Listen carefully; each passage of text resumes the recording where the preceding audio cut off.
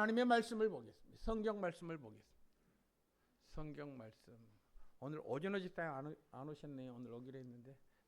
하나님의 말씀은 이사야 30장 18절에서부터 26절까지의 말씀입니다. 이사야 30장 18절에서부터 26절. 자, 구약 성경 1002페이지가 되겠습니다. 1002면 이사야 30장 18절에서부터 26절. 이 계시된 하나님의 말씀을 제가 봉독합니다. 그러나 여호와께서 기다리시나니 이는 너희에게 은혜를 베풀려 하시며 일어나시리니 이는 너희를 긍휼히 여기려 하심이라. 대저 여호와는 정의의 하나님이심이라. 그를 기다리는 자마다 복이 있도다. 시온에 거주하며 예루살렘에 거주하는 백성아, 너는 다시 통곡하지 아니할 것이라. 그가 내 부르짖는 소리로 말미암아 내게 은혜를 베푸시되 그가 들으실 때에 내게 응답하시리라.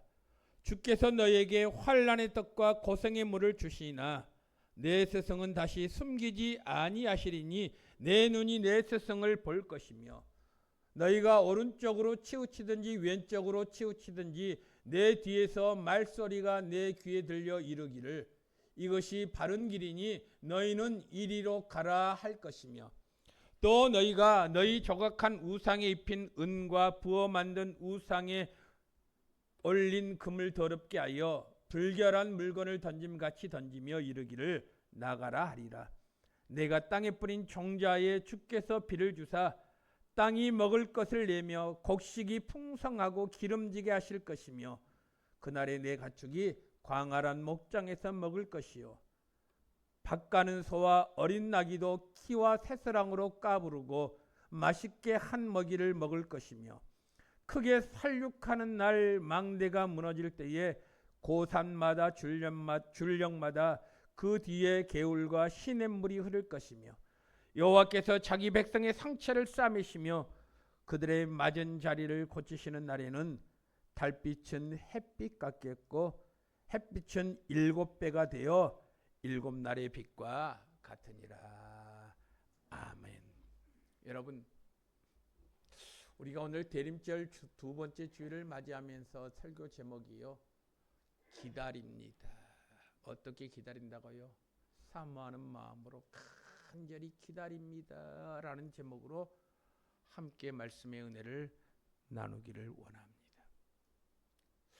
오늘 주보에 보면 김동환 시인의 강이 풀리면 이라는 시가 기록이 되어 있습니다.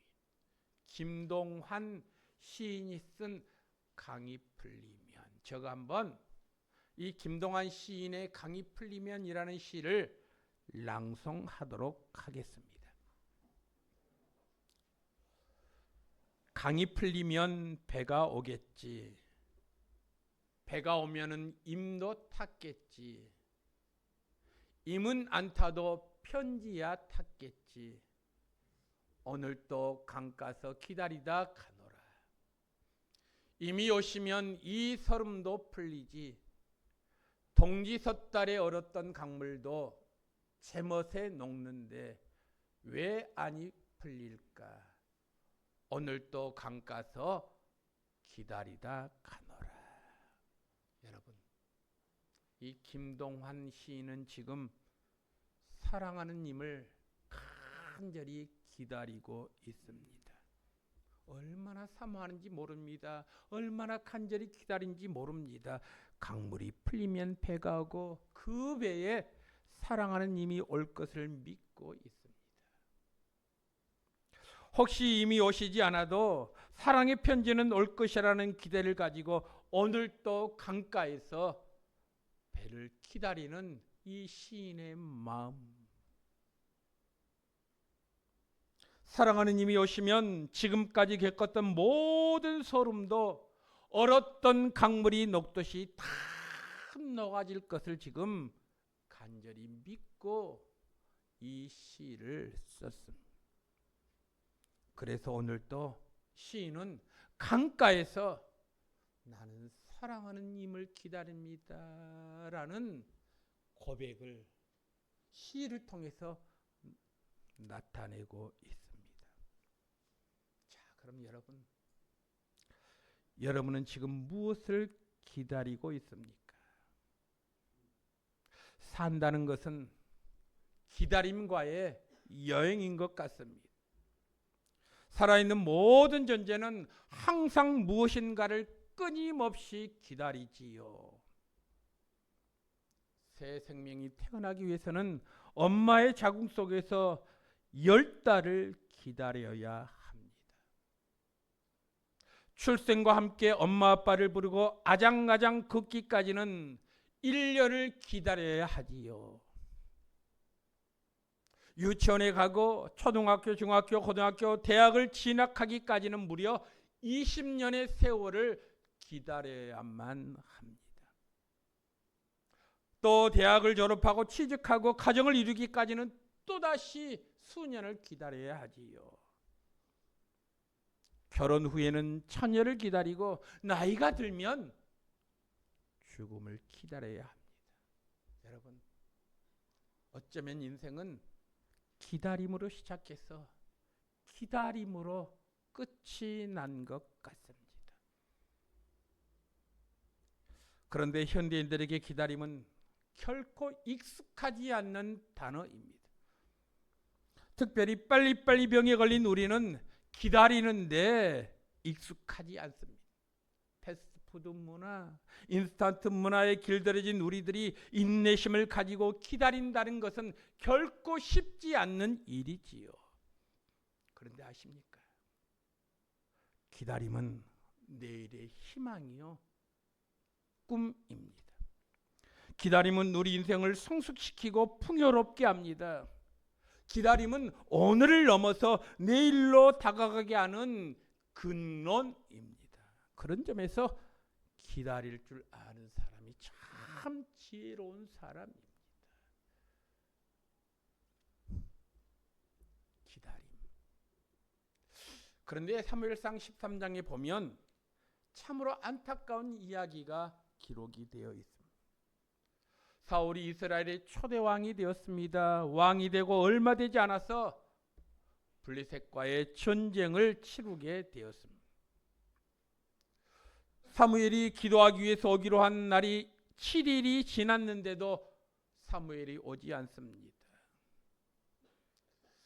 그런데 사울이 주변을 살펴보니까 블레셋이 공격하려고 사방팔방이 진을 치고 있습니다. 그 모습을 본 백성들은 두려워서 사울왕 곁을 하나 둘 떠나갑니다. 그 모습을 지켜본 사울왕은 마음이 조급해졌습니다. 그래서 사무엘이 올 때까지를 기다리지 못하고 그만 자기가 번제를 드리고 말았습니다. 그때 하나님이 사무엘 선지자를 통해서 이렇게 사울 왕에게 책망하시지요. 사무엘상 13장 13절 말씀 보니까 이렇게 책망합니다. 왕이 망령되이 행하였도다. 왕이 하나님 여호와께서 왕에게 내리신 명령을 지키지 아니하였도다. 그리하였더라면 여호와께서 이스라엘 위에 왕의 나라를 영원히 세우셨을 것이거늘. 여러분, 절박하면요 이성을 잃습니다. 다급하면 안절부절합니다. 그런 안절부절한 모습이 오늘 사울 왕에게 나타나고 있지 않습니까? 아무리 절박한 상황이라고 할지라도 사울 왕은 하나님이 명령하신 선지자를 기다려야 했습니다. 그런데 인간적인 생각과 판단으로 성급하게 제사를 드렸습니다. 예배를 드리고 말았습니다. 하나님의 명령을 거스리고 말았습니다. 이것이 하나님의 마음을 근심시켰습니다. 결국 다윗을 왕으로 세우게 되는 단초 역할을 하게 되었죠. 그런 관점에서 본다면 우리들이 때를 기다린다는 것이 얼마나 중요한지 모릅니다. 특별히 하나님의 때를 믿고 기다린다는 것이 얼마나 귀한지 모릅니다. 많은 사람들이 아파트에서 생활합니다. 여러분, 아파트에 생활하다 보면 엘리베이터를 종종 탑니다. 엘리베이터를 타다 보면 늘상 느끼는 것이 있습니다. 3초간의 여유가 우리에게는 사라진 지 오래입니다. 엘리베이터를 타고 3초를 기다리지 못하고 자동적으로 닫기 버튼을 누릅니다. 바쁜 누군가를 배려하는 기다림이 부족하다는 증표 아니겠습니까? 여러분, 빨리 가는 것보다 빠르게 가는 것이 중요하지 않습니까? 빨리 가는 것보다 빠르게 하는 것이 중요하지 않습니까? 여러분, 우리 인생에는요, 모든 것이 다 정한 때가 있습니다. 기한이 있습니다. 그런데 우리는 흔히 내 생각, 내 경험, 내 판단으로 모든 것을 결정하려고 합니다. 하나님이 정하신 목적을 이룰 때 기다려야 하는데 그것을 기다리지 못하고 성급하게 행동으로 옮기는 우리들을 봅니다. 여러분, 때를 기다릴 줄 아는 사람이 바로 믿음의 사람입니다. 그러므로 당장 눈앞에 보이는 문제를 보고 비난하거나 정죄하는 우리들의 얄팍한 모습을 보십시오. 먼 미래 한 치 앞도 내다보지 못하고 앞에 있는 현상만을 가지고 그 사람에 대해서 평가하는 우리들의 모습을 보십시오. 그런데 성경은 우리에게 말합니다. 내일을 바라보라고. 내일을 바라보는 데 있어서 기도하고 혹시 잘못된 일이 있으면 격려하라고 말입니다. 그리고 기다리라고 말씀하고 있지 않습니까? 하나님의 사랑하시는 성도 여러분, 하나님의 시간표와 우리의 시간표는 분명 다릅니다. 성경에 보니까요, 하루가 1000년 같고 1000년이 하루 같다는 것이 바로 믿음의 세계 아닙니까? 믿음의 선진들은 한결같이 기다림의 사람이었습니다. 모세는 하나님의 부르심을 받기까지 무려 80년을 기다렸습니다. 이스라엘 백성들은 가나안 땅에 들어가기 전까지 40년 동안 광야에서 기다리는 생활을 해야만 했습니다. 예수님은 3년의 공생의 사역을 위해서 무려 30년을 기다리셨습니다. 그런데 신앙생활하는 저와 여러분들도 시시때때로 하나님의 기다리심을 이해하지 못할 때가 얼마나 많습니까? 우리는 내가 정한 시간에 응답되지 않으면 내 자신도 모르게 불안해합니다. 내 자신도 모르게 원망과 불평을 쏟아넣습니다. 그러면서 하나님 앞에 넋두리 하듯이 이렇게 기도하는 우리들의 모습 아닙니까? 하나님, 이만하면 되지 않습니까? 내가 이렇게 열심히 일하고 있는데 이 정도면 충분하지 않습니까? 하나님, 내가 언제까지 기다려야만 합니까? 이렇게 우리가 투덜거리는 우리 자신을 볼 수 있지 않습니까? 이런 투덜거리는 우리들을 향해서 하나님께서는 오늘 본문에서 이렇게 말씀하십니다. 어쩌면 오늘 이 성경 말씀이 이 시대를 살아나가는 저와 여러분들에게 주시는 말씀인지 모르겠습니다. 오늘 30장 18절 말씀 보십시오. 투덜거리며 불평하며 원망하는 사람들을 향해서 주님께서는 30장 18절에 이렇게 말씀하십니다. 그러나 여호와께서 기다리시나니 이는 너희에게 은혜를 베풀려 하심이요 일어나시리니 이는 너희를 긍휼히 여기려 하심이라. 대저 여호와는 정의의 하나님이시라. 그를 기다리는 자마다 복이 있도다. 여러분, 우리는 오해했습니다.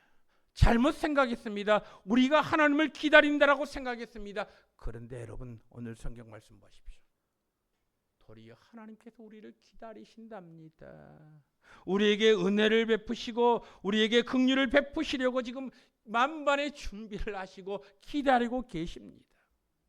그렇기 때문에 여러분, 하나님의 때를 알고 기다릴 줄 아는 자가 참으로 믿음의 사람이요 복된 사람 아니겠습니까? 오늘 18절 말씀을 다시 한번 보십시오. 여호와께서 기다리십니다. 왜 기다리십니까? 너희에게 은혜를 베풀기 위해서 기다린다. 여호와께서 일어나십니다. 무엇 때문에 일어나십니까? 너희를 긍휼히 여기기 때문에 주님께서 일어나신다 말씀하고 있습니다. 그런데 여러분, 우리는 내가 정한 시간이 하나님의 기도의 응답이라고 잘못 생각합니다. 그래서 내가 원하는 시간대 응답되지 않으면, 해결되지 않으면 안절부절한 우리들의 모습 아닙니까? 자, 그럼 여러분, 오늘 성경 말씀을 보십시오. 우리는 기다려야 합니다. 그럼 어떤 마음가짐으로 기다려야 합니까? 무작정 기다리는 것입니까? 이를 갈면서 기다리는 것입니까? 아무 일도 하지 아니하고 우리는 기다리기만 하면 되는 것입니까? 아니요. 성경은 우리에게 분명히 어떻게 기다려야 할 것인가를 우리에게 말씀하고 있습니다. 자, 그럼 우리가 어떠한 마음을 가지고 기다려야 합니까? 오늘 성경 말씀 보니까요, 첫 번째로 기도하며 기다리라. 기도하면서 기다리라는 것입니다. 여러분, 오늘 19절 말씀 보실래요? 이렇게 말씀합니다. 19절 하반절 말씀 보니까 이렇게 말씀합니다. 그가 내 부르짖는 소리로 말미암아 내게 은혜를 베푸시되 그가 들으실 때에 너에게 응답하시리라. 여러분, 오늘 이사야 30장 19절 하반절 말씀 보니까요, 그가 하나님께서 내 부르짖는 소리로 말미암아 내게 은혜를 베푸시되 하나님께서 들으실 때에, 내 기도를 들으실 때에 그분께서 내게 응답하신다, 그렇게 말씀하고 있습니다. 여러분, 무작정 기다린다고 해서 모든 일이 이루어지는 것이 아닙니다.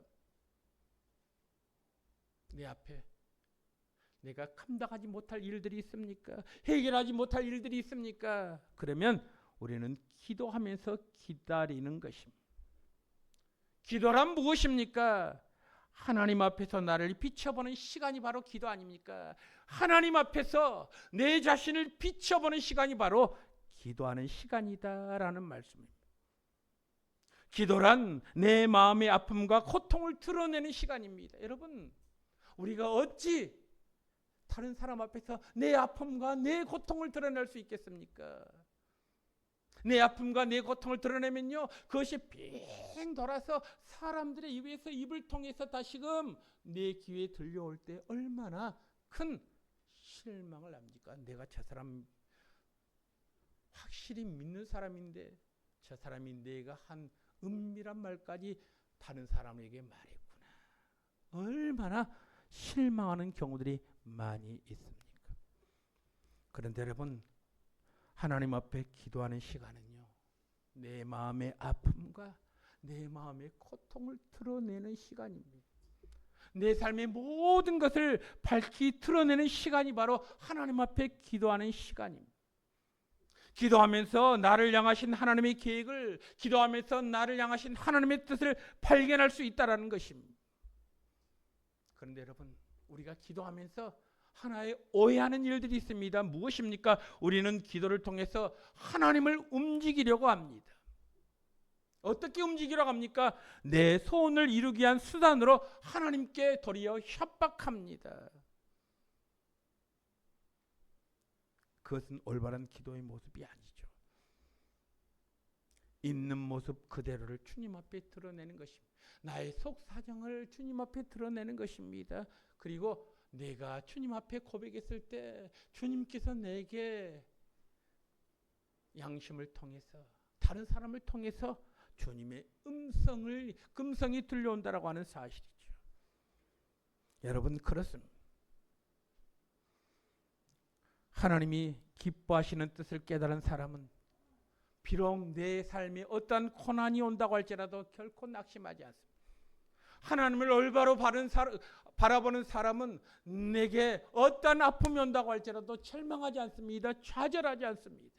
그것이 오늘 성경에 기록이 되어 있습니다.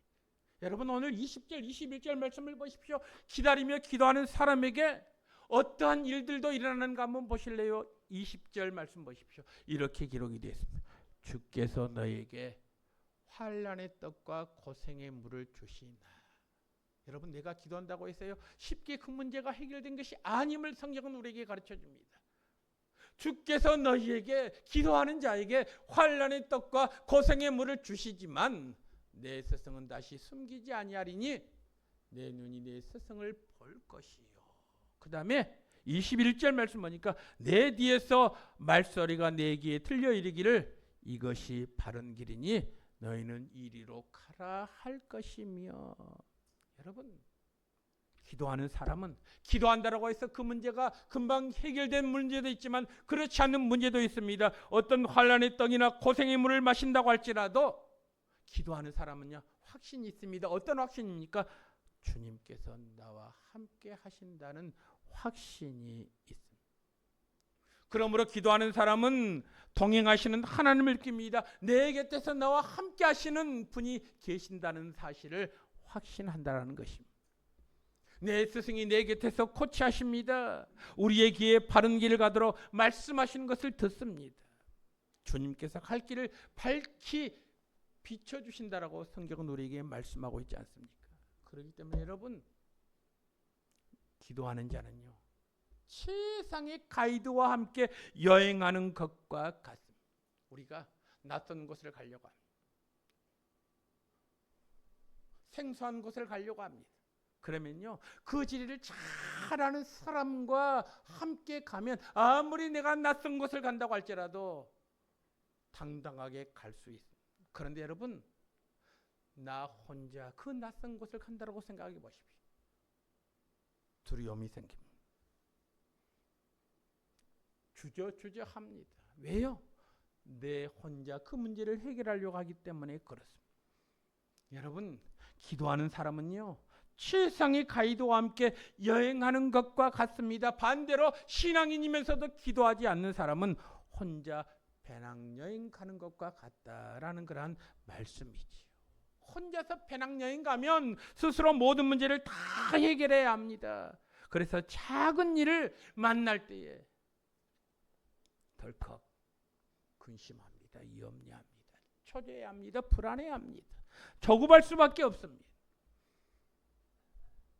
조급하면요, 이성이 사라집니다. 이성을 망각합니다. 바로 그때 사울처럼 자기 방법을 찾습니다. 하나님이 기뻐하시는 일을 하게 됩니다. 결국은 어떻게 됩니까? 모든 것을 다 그르칩니다. 후회하는 인생이 됩니다. 그런데 여러분, 기도하는 자는 주님께서 모든 상황을 책임져 주신다는 것을 믿습니다. 그러므로 기도하는 사람은요, 결코 염려하지 않습니다. 기도하는 사람은요, 조급할 필요도 없습니다. 왜요? 내 곁에서 도우시는 분이 계신다는 확신이 있기 때문에 그렇습니다. 그래서 여러분, 우리가 대림절을 맞이하면서 주님 오심을 간절히 기다립니다. 어떻게 기다리는 것입니까? 기도하면서 기다리는 것입니다. 이것이 중요합니다. 두 번째, 오늘 성경 말씀을 보십시오. 간절히 기다리면서 어떻게 기다리는가? 오늘 두 번째 말씀을 보니까요, 우상을 제거하면서 기다린다, 그렇게 말씀하고 있습니다. 여러분, 기다리는 시간은 자신을 돌아보는 시간입니다. 기도하는 자는 자기 안에 있는 찌꺼기들을 봅니다. 내 안에 있는 순결하지 못한 모습을 깨닫습니다. 여러분, 오늘 22절 말씀 보십시오. 22절 말씀 보니까 이렇게 기록이 되어 있습니다. 여러분, 또 너희가 너희 조각한 우상에 입힌 은과 부어 만든 우상에 올린 금을 더럽게 하여 불결한 물건을 던짐같이 던지며 이르기를 나가라 하리라. 여러분, 기다림의 시간 동안 우리 안에 있는 우상을 제거하라고 지금 명령하고 있습니다. 그것을, 더러운 것을 던짐같이 내던져버리라고 말씀하고 있습니다. 여러분, 우리는 신앙입니다. 하나님께서 가장 싫어하시는 것이 무엇입니까? 바로 우상 숭배 아닙니까? 우상 숭배는 피조물을 하나님보다 더 소중히 여기는 것을 우상 숭배라고 말합니다. 어떤 우상을 만들어 놓고 섬기면 그것이 바로 우상 숭배입니다. 돈을 만들어 놓고 그 돈만을 섬기면 돈이 우리에게 있어서 우상입니다. 권력을 취하고 그것을 섬기면 권력이 그 사람에게 있어서 우상이 됩니다.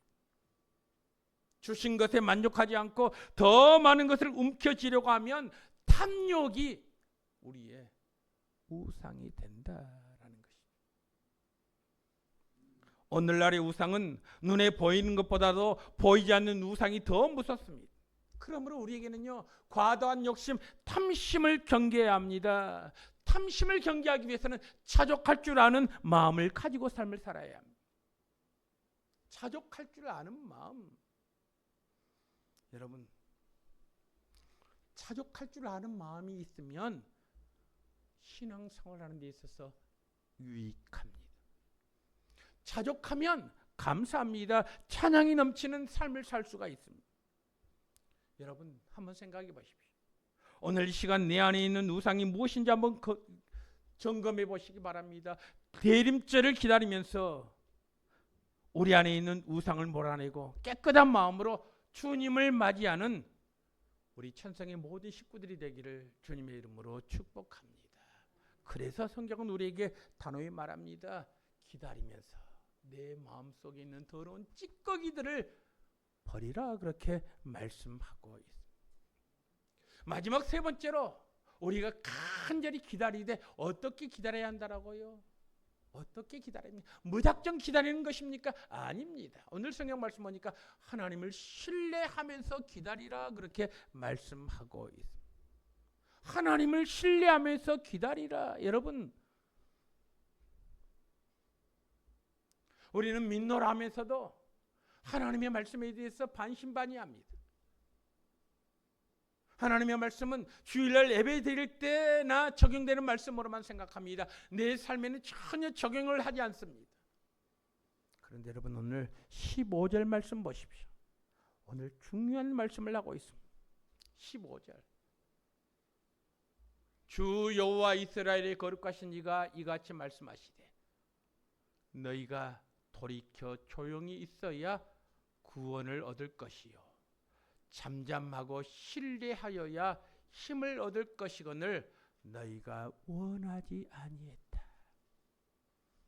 여러분, 하나님께서 가장 섭섭한 것이 있습니다. 그것이 무엇이에요? 하나님께서 가장 섭섭한 것이 있습니다. 그것은 바로 하나님을 하나님으로 신뢰하지 않는 것. 창조주 하나님을 창조주 하나님으로 신뢰하지 못하는 것.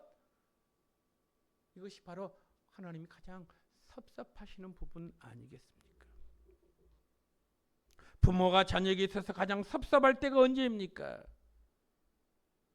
자녀가 부모의 말을 신뢰하지 않을 때입니다. 부모가 아무리 말해도 자녀가 부모님의 말씀을 순종하지 아니하고 신뢰하지 아니할 때 그 말을 하는 부모는 얼마나 답답하겠습니까? 여러분, 그렇습니다. 우리가 어렵고 힘들수록 전능하신 하나님을 의지하고 하나님 앞에 잠자히 엎드려야 하는데 정반대로 우리는 움직입니다. 여러분, 오늘 성경 말씀 보십시오. 15절 말씀 보십시오. 하나님께서 말씀하실 때 너희가 돌이켜서 조용히 있어야 하고 조용히 있어야 구원을 얻을 것인데 잠잠하고 신뢰하여야 힘을 얻을 것인데 너희들이 원하지 아니했다. 원하지 아니했다라는 말이 무슨 말입니까? 반기를 들었다는 것입니다. 반기를 들었다는 말이 무슨 말입니까? 내가 그 문제를 해결하겠다라고 뛰어다닌다는 것입니다. 여러분, 내가 해보겠다고 큰소리 치지 마십시오. 어떤 일이 생기면요, 내 자신을 한번 돌아보는 것입니다. 그리고 이 문제는 하나님께서 해결해 주셔야 할 문제구나, 그렇게 생각되면요, 하나님 앞에 잠잠히 엎드리는 것이 복된 일입니다. 하나님의 말씀에 신뢰하는 것이 복된 일입니다. 그래야 그 속에 하나님의 구원이 있습니다. 모든 문제를 해결하신 주님의 역사가 나타납니다. 여러분, 출애굽기 14장에 보면 이스라엘 백성들이 430년 동안 애굽의 종살이를 하고 난 다음에 출애굽하게 되지요. 출애굽한 다음에 바로의 마음이 강팍해졌습니다. 그래서 출애굽한 이스라엘 백성들을 뒤쫓아옵니다. 이스라엘 백성들은 출애굽한 다음에 광야길을 걷습니다. 광야길을 걸을 때 첫 번째 봉착한 것이 있었습니다. 무엇입니까? 홍해가 그들의 눈앞에 있었습니다. 앞에는 도도한 홍해가 흐릅니다. 뒤에는 애굽 군대가 쫓아옵니다. 꼼짝달싹 없는 도간에 든 지입니다. 앞으로 나아갈 수도 없습니다. 뒤로 후퇴할 수도 없습니다. 그때 이스라엘 백성들이 이구동성으로 이렇게 말합니다. 우리를 광야까지 끌고 와서 이곳에서 우리를 죽게 만드느냐? 불평합니다. 원망합니다. 그 말을 들은 모세가 이스라엘 백성들에게 했던 말이 있습니다. 그것이 무엇입니까? 아주 유명한 말을 했습니다. 너희는 가만히 있어 오늘 너희를 위하여 행하시는 구원을, 하나님의 구원을 보라. 너희들 인간적인 방법으로 그 문제를 해결할 수 없다. 아무리 뛰어난 군사력을 가지고 있다고 할지라도 그 문제는 해결할 수 없다. 오직 이 문제는 하나님만이 해결하실 문제다. 잠잠히 하나님의 역사하심을 기다리라. 이것이 바로 믿음 아닙니까? 이것이 바로 승리의 비결 아니겠습니까? 여러분, 혹시 우리는 너무 설치다가 낭패 볼 때가 얼마나 많습니까? 내가 그 문제를 해결한다라고 했다가 도리어 더 얽힌 일들이 얼마나 많습니까? 오늘 성경은요, 우리에게 분명히 말씀하십니다. 뭐라고 말씀하십니까? 너희가 돌이켜 조용히 있어야 구원을 얻을 것이다. 잠잠하고 하나님을 신뢰하여야 힘을 얻을 수 있을 것이다. 그런데 너희들이 그렇지 아니한다. 탄식하는 주님의 모습을 한번 생각해 보시기 바랍니다. 여러분, 그렇습니다. 자, 하나님께서는 간절히 기다리는 자에게 은혜를 베풀어 주십니다. 간절히 기다리는 자에게 축복을 허락해 주십니다. 여러분, 오늘 성경 말씀 보십시오. 간절히 기다리는 자에게 어떠한 은혜를 주십니까? 치유와 회복의 은혜를 베풀어 주신다. 치유해 주시고 회복의 은혜를 허락해 주신다고 말씀하고 있어요. 오늘 26절 말씀 보십시오. 이렇게 말합니다. 여호와께서 자기 백성의 상처를 싸매시며 그들의 맞은 자리를 고치시는 날에는 달빛은 햇빛 같겠고 햇빛은 7배가 되어 7날의 빛과 같으니라. 여러분, 저는 지금도 사랑하는 자녀들이 부모 말씀에 불순종하면 회초리를 들여야 한다고 생각하는 사람이에요. 거기에 대해서 반론의 여지가 많습니다. 그런데 저는 지금도 자녀들이 올바른 길로 가지 아니하면 그가 아무리 장성한 자라고 할지라도 부모의 권위로서 자녀들을 회초리를 들여야 한다고 생각합니다. 그런데 여러분, 회초리만 들면 문제는 더 복잡해집니다. 회초리를 들었다면요, 반드시 그 이후에 아픈 상처를 싸매주는 그런 사랑의 마음이 있어야 합니다. 많은 사람들이 다른 사람의 잘못을 잘 지적합니다. 너는 이것 때문에 저것 때문에 실패했어, 안 됐어. 그것으로 그칩니다. 그래서 마음의 상처가 큽니다. 그런데 여러분, 지적하셨습니까? 책망하셨습니까? 그럼 지적한 후에, 책망한 후에 반드시 그 상처를 싸매주는 그런 사랑의 마음이 있어야 회복되는 것 아니겠습니까? 여러분, 오늘 성경 말씀 보십시오. 하나님께서는 기다리는 자에게 은혜를 베풀어 주시는데 어떤 은혜요? 치유와 회복의 은혜를 베풀어 주신다. 여호와께서 자기 백성의 상처를 싸매시며 아픈 상처를 싸매 주신답니다. 그의 맞은 자리를 고치시는 분이다, 그렇게 지금 말씀하고 있지 않습니까? 그렇게 될 때 먹구름이 사라집니다. 그렇게 될 때 7날의 빛을 모든 것처럼 해맑은 삶으로 바꿔주신다고 말씀하고 있지 않습니까? 고치시는 날에는 달빛은 햇빛 같겠고 햇빛은 7배가 되어서 7날의 빛과 같다 말씀하십니다. 여러분, 그렇습니다. 하나님께서는요, 간절히 사모하며 기다리는 자에게 은혜를 허락해 주십니다. 치유의 복을 허락해 주십니다. 회복의 은혜를 허락해 주십니다. 오늘은 대림절 두 번째 주일입니다. 제가 다시 한번 말씀드립니다. 대림절이란 성탄절이 오기 전 4주간을 대림절이라고 부릅니다. 이 대림절의 의미는 2000년 전에 이 땅에 메시아로 오신 그리스도의 성탄을 회상하는 기간입니다. 우리의 마음속에, 우리의 삶의 현장에 주님께서 능력으로 임재해 주시기를 기다리는 날이 바로 대림절 절기입니다. 그러므로 이 대림절 기간에 우리가 해야 될 일이 있습니다. 그것이 무엇입니까? 내 자신을 돌아보는 것입니다. 그리고 잘못한 것이 있으면 회개하는 것입니다. 깨어 기도하면서 주님 맞을 준비를 하는 기간이 바로 대림절 기간입니다. 그러므로 우리의 삶 속에 주님 오심을 기다리는 기다림의 영성이 필요합니다. 이 기다림의 영성은요, 복음의 능력이 나타나기 때문에 그렇습니다. 여러분들이 지금 원하는 것이 무엇입니까? 간절히 기다리는 것이 무엇입니까? 그 기다림에서 성취되는 것이 무엇입니까? 눈앞에 보이는 천상만 가지고 그것을 만족하면서 기다리겠습니까? 아니요. 영원한 것을 기다려야 되지 않겠습니까? 영원히 은혜 주시는 그 분의 탄생하심을 우리가 기다리면서 대림절 기간을 보내야 되지 않겠습니까? 그래서 오늘 성경 말씀 이사야 30장 18절에서부터 26절까지 말씀을 보니까요, 간절히 기다리는 자에게 하나님께서 치유와 회복의 은혜를 허락해 주신다, 그렇게 말씀하고 있지 않습니까? 여러분, 그렇습니다. 그런데 여러분, 우리 자신을 한번 돌아보십시다. 우리는 기다리지 못합니다. 조급함으로 판단합니다. 내 좁은 시야를 가지고 다른 사람을 정죄하려고 합니다. 가정에서도 부모가 자녀를 기다려 주어야 합니다. 교회 안에서도 마찬가지입니다. 서로의 부족을 지적하고 비난하기에 앞서서 사랑함으로 기다려야 합니다. 사랑은 기다림이기 때문에 그렇습니다.